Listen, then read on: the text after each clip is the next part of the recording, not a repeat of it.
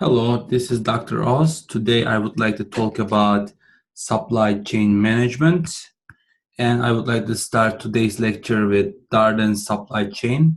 And Darden is one of the biggest supply chain in terms of restaurant business. They own Olive Garden, Longhorn Steakhouse. They sold Red Lobster in 2014 for $2.1 billion. Their headquarters is located in Orlando, Florida.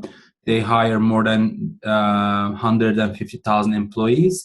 They are one of the Fortune 500 companies. And excuse me, they source their food from 5 different continents and from thousands of suppliers, and over $2 billion spent annually in their supply chains. That's why having competitive advantage in their supply chain makes them a successful company, since they have a broad umbrella of suppliers from all around the world. Again, they serve 320 million meals annually, and they have more than 1,500 restaurants in North America. And as you probably familiar with, Olive Garden is their flagship brand, and it generates more than $3.6 billion annually. If you want to see more information about Darden's finances, you can go to this website, and Morningstar website could help you to see their revenue and income statements, and you can see other financial statements of the company. In this slide, in this presentation, I would like to cover the following learning objectives. One, I would like to explain the strategic importance of supply chain. Two, I would like to talk about issues and opportunities in the supply chain. And another learning objective I would like to talk about here is the percentage of assets committed to inventory and inventory turnover. So I would like to talk about the importance of inventory turnover. The objective of supply chain management is to structure the supply chain to maximize its competitive advantage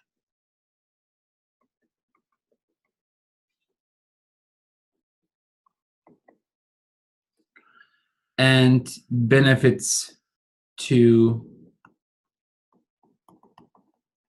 the ultimate consumer. So we are trying to create a competitive advantage in comparison to our competitors, and our end goal is to create benefits or add value to our final consumers. This is an example of a supply chain for beer. As you see, we have tier 3 suppliers. They supply products or information or capital to tier 2 suppliers, and these tier 2 suppliers provide products or services to tier 1 suppliers. And these tier 1 suppliers again help the manufacturing companies, in this case can manufacturing or bottle manufacturing companies, to produce their products. And also you can see that we have some farm processes, and then we have hops and grains, and then overall we can provide these ingredients, hops and grains, let's say 34 cents, and then we spend $1.18 for bottle manufacturing and can manufacturing, and then our brewer, in this case Budweiser, brew the beer and then sells these products at the price of $3.36. Again, the difference between this supplier cost and the selling price here is the value added portion for Budweiser. And then the distributor gets these beer and cans, and then they will sell to let's say Sam's Club or Walmart or so on with their margin. In this case, the margin, as you see, is around $1.26. And those grocery stores then sell the beer for, let's say, $6.99 to the customers. As you see, even to get your beer, cold beer, we need to talk about tier 3, tier 2, tier 1 suppliers, manufacturers, and brewer, distributor, and grocery store, and so on. And again, the end goal is to make sure that the final customer is satisfied. And if I can create this supply chain from upstream to downstream in a way that I have competitive advantage over other beer companies, basically I can make more money, I can make my customers happy. I can provide them low cost beer and a good quality. All right, so what's the importance of supply chain? Again, the coordination of all supply chain activities starting with raw materials. Raw materials. And then ending with a hopefully satisfied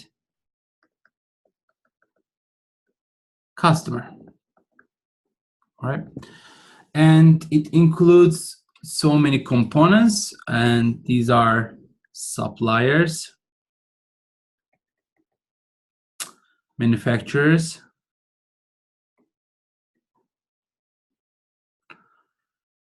service providers,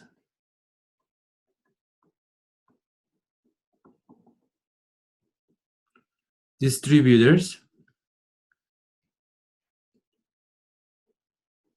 wholesalers, retailers,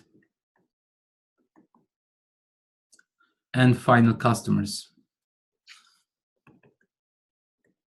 So not every single supply chain has to have each of these components. Some supply chains are more complicated, more sophisticated. Some of them are more simple.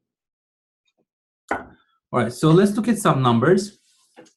Supply chain cost as a percentage of sales. Based on the study, looks like most companies spend most of their money on their supply chain. And you can see these numbers that most of these industries, except restaurants, spend more than 50% of their revenue or sales in supply chain costs. So that's why it is really important to focus on this cost and have lean operations, eliminate all the waste in the system. So let's work on an example. So this is an hypothetical scenario, but this could be easily an example for, let's say, food industry, which is 60% of the cost is supply chain cost. As you see here, that we make $100,000, and then we spend $60,000 for cost of materials for our supply. Basically, we write checks, and we spend $60,000, and we spend $20,000 in our production facility, and the fixed cost associated with this operation is $10,000. You can think this more as an capital expenditures, and you have some kind of amortization yearly. And if I subtract 100,000 minus 60,000 minus 20,000 minus 10,000, so I will get $10,000 net income or profit. And again, this is a simplified example. I'm assuming there is no interest expenses, there is no taxes, and so on. So let's say we have a team, they bring a supply chain strategy in this table. And let's say we still sell same number of goods or services and same price, so $100,000 revenue.